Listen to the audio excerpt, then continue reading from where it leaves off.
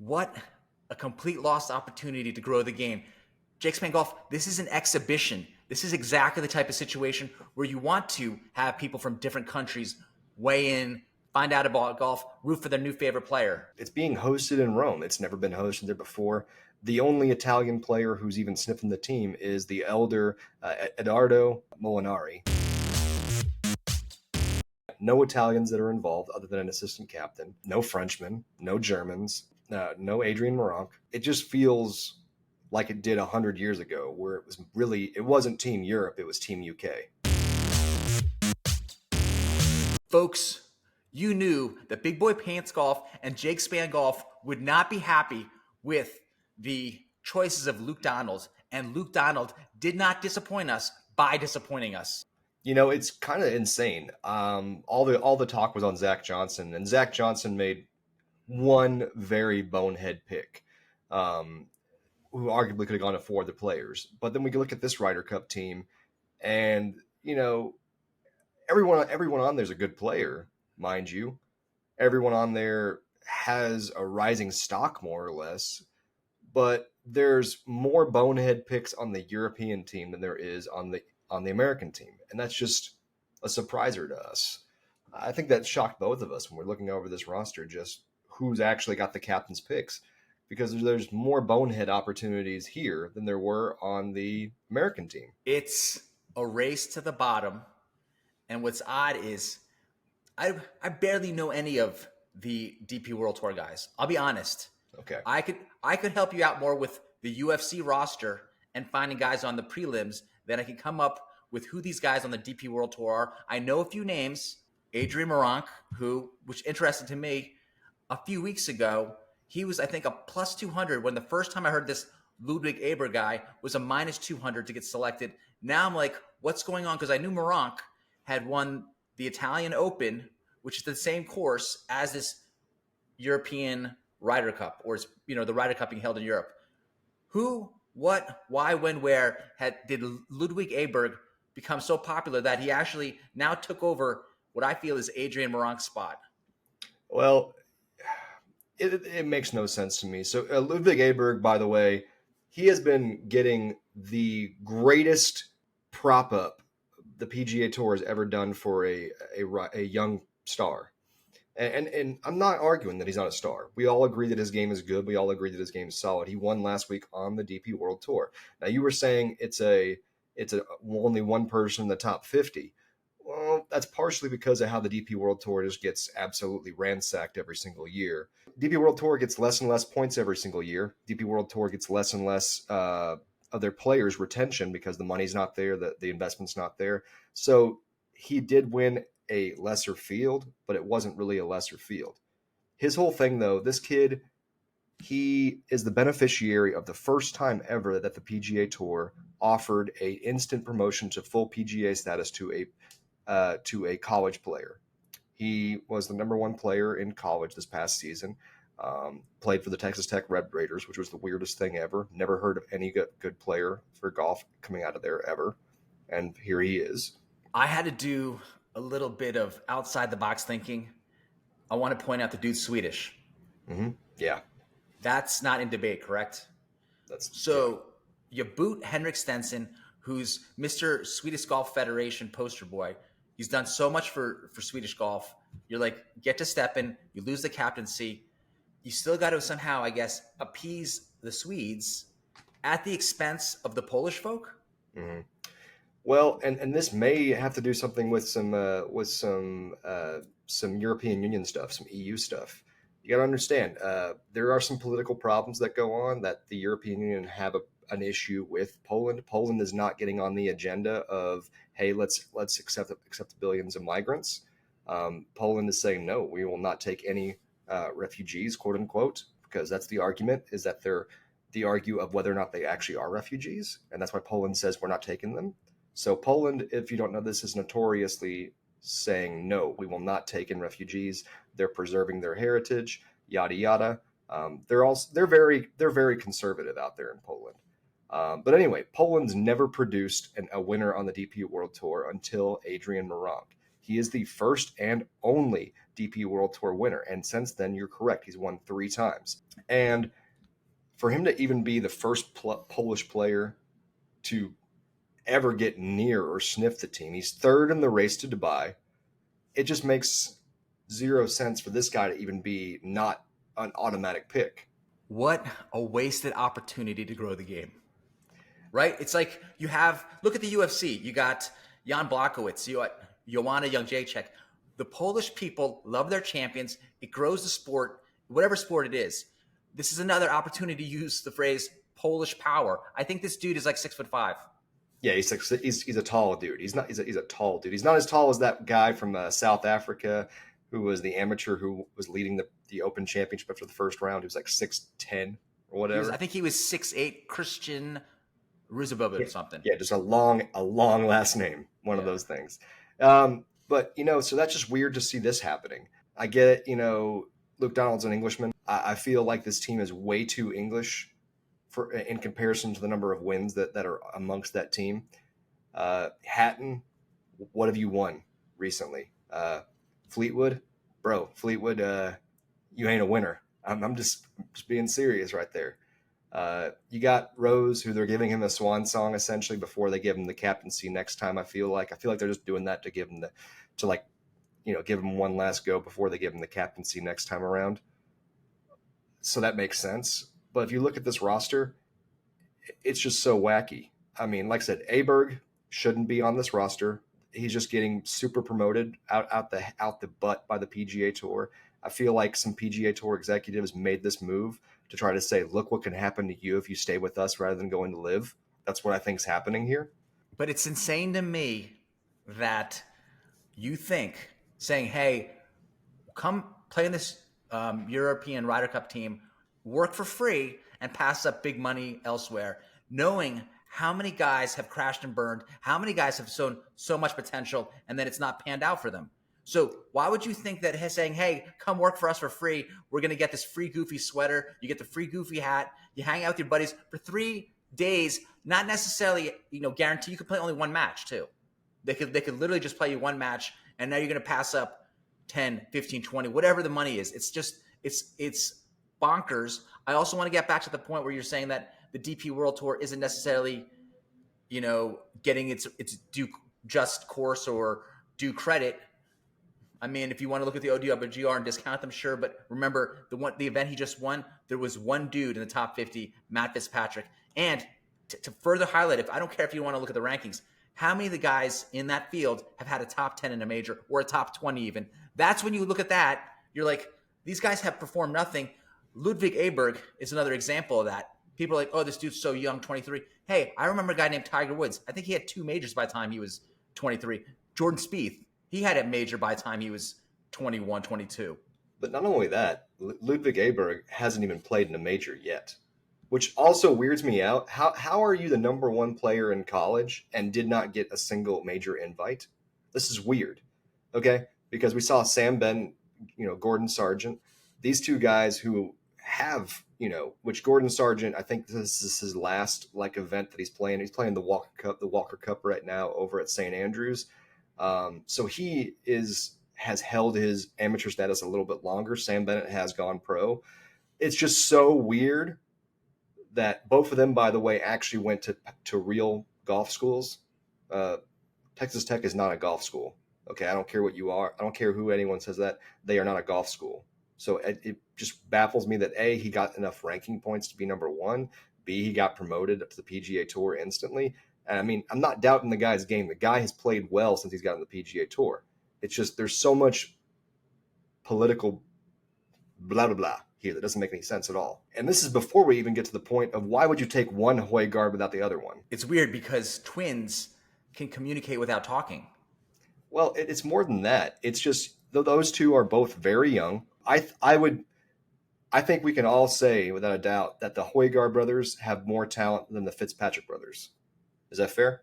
I don't know if I'm going there because you don't know if you're going there? Matt Fitzpatrick did win a U.S. Open. He did. He also did kind of badmouth Bryson DeChambeau's long distance goals and then immediately hired a physio, etc., and became a long driver as well. Well, that's true. But I'm saying Matt Fitzpatrick and Alex Fitzpatrick versus Rasmus and Nikolai Højgaard, I think the Højgaards are better.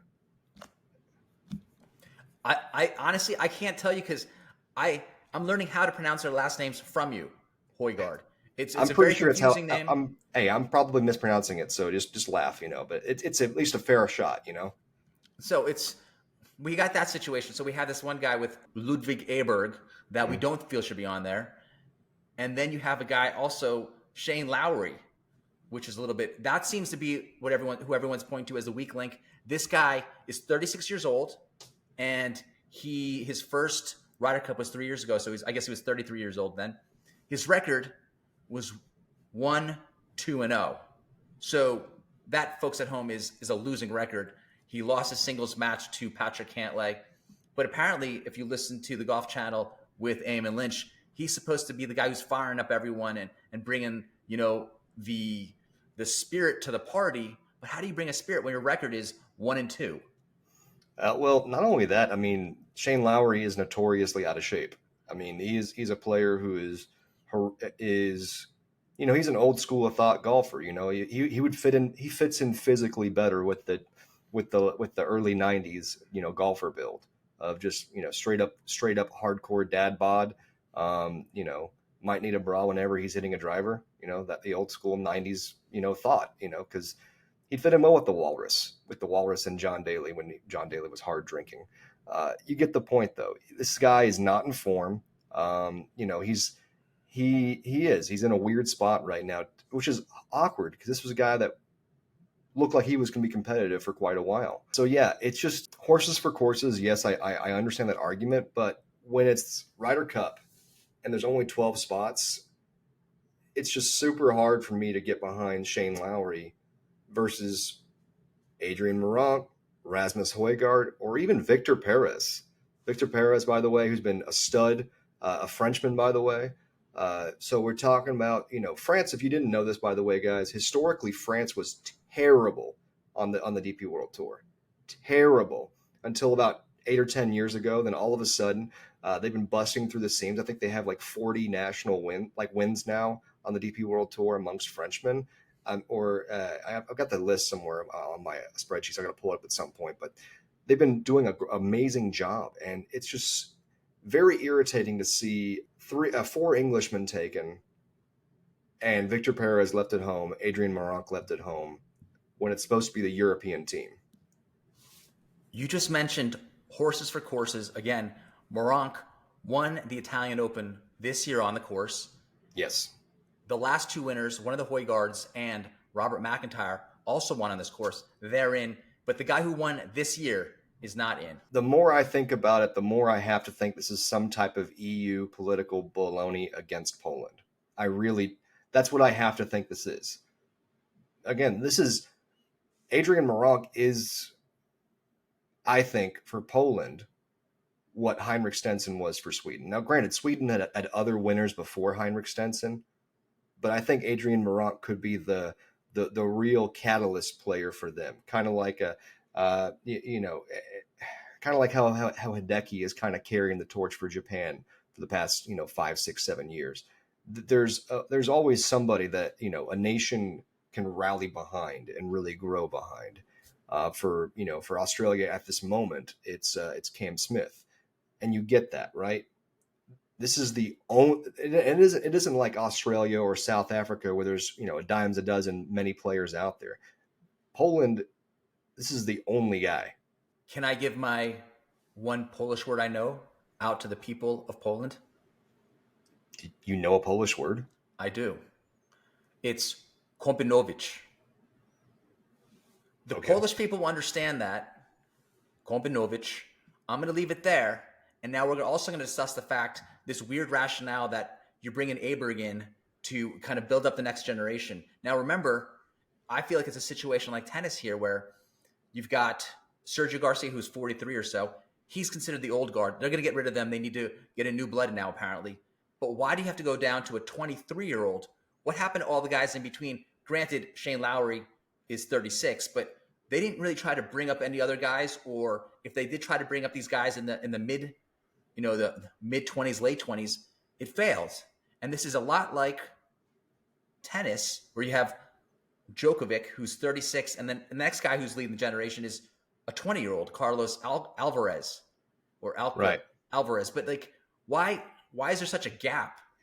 Well, and that's weird because there are some pretty solid players in that gap kind of age, and I guess in that gap age would be like the early to mid 30s right now, maybe late 30s or whatever.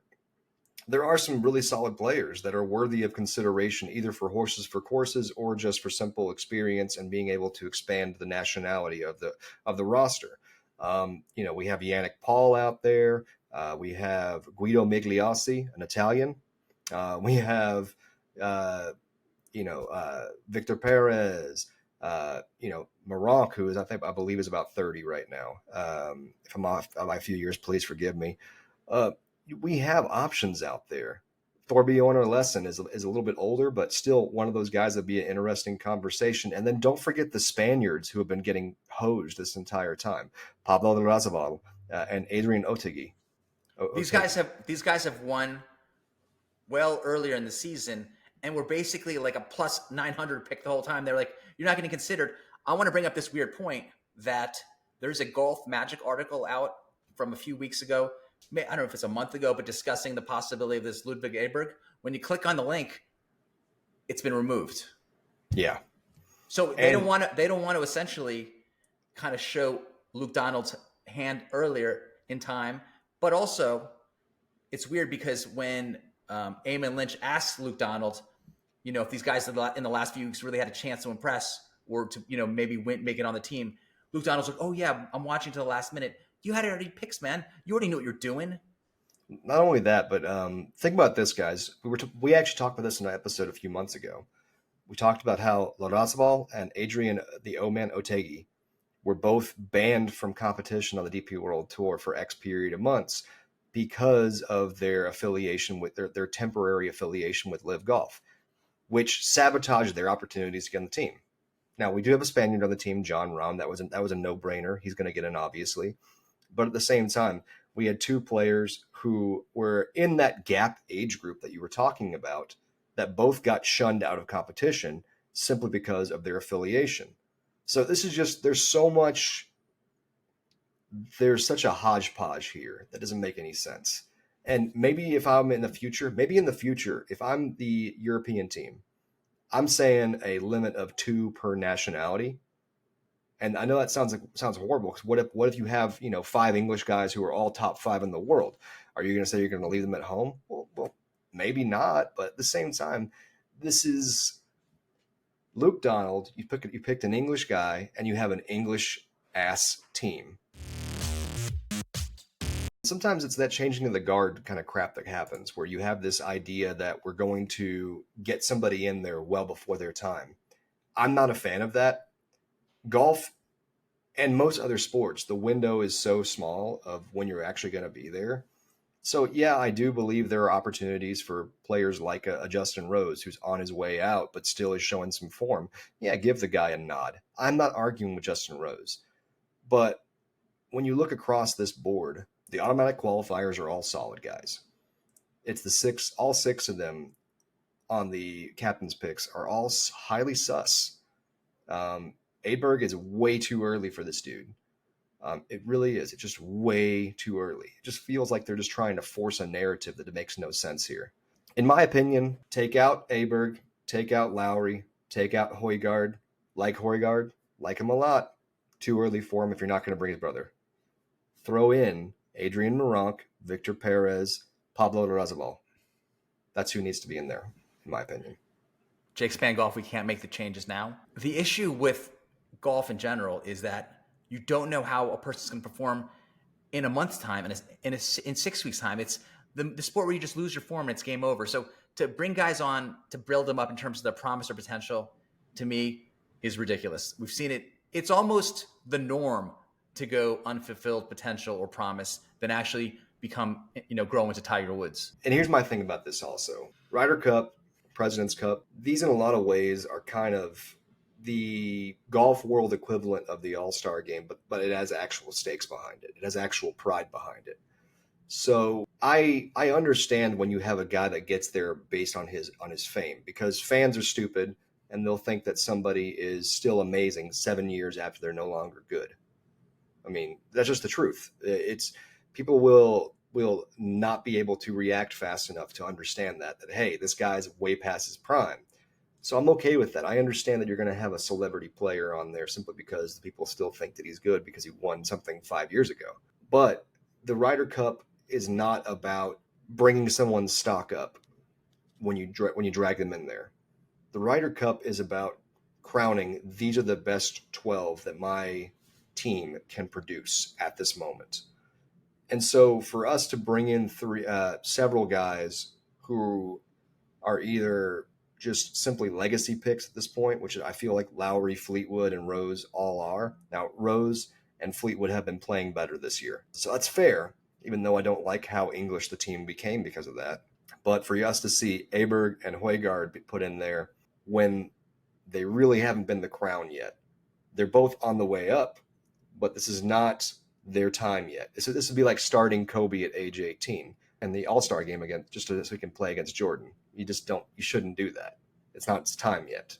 Exactly. How do you feel about the fact that you basically denied this guy who's put in the work for the DP World Tour, just like Perez? They're actually playing on that tour. If you look at all the tournaments they play, it's 90% on that tour. If you added up all the DP World Tour events of the Euro team, I mean, these guys, and compared it to their PGA Tour starts, I mean, Aberg just had to play in the last event so he can get to the 4 DP World Tour events to even qualify for being considered. So this guy's just cutting it to close. He literally had to play in that tournament so he gets his 4 in. He's all PGA Tour. These guys are doing nothing to grow the European Tour in any way, really. They just show up for their little guest appearances 4 times a year and then go to the PGA Tour for all their other events. You're not helping the locals get a sight of what it's like to play in a professional event. You're barely supporting your local tournaments. Well, that's fair to say. I mean, for instance, Victor Hovland. I mean, Hovland, they're talking about all of his winnings and for the BMW and then also for the Tour Championship.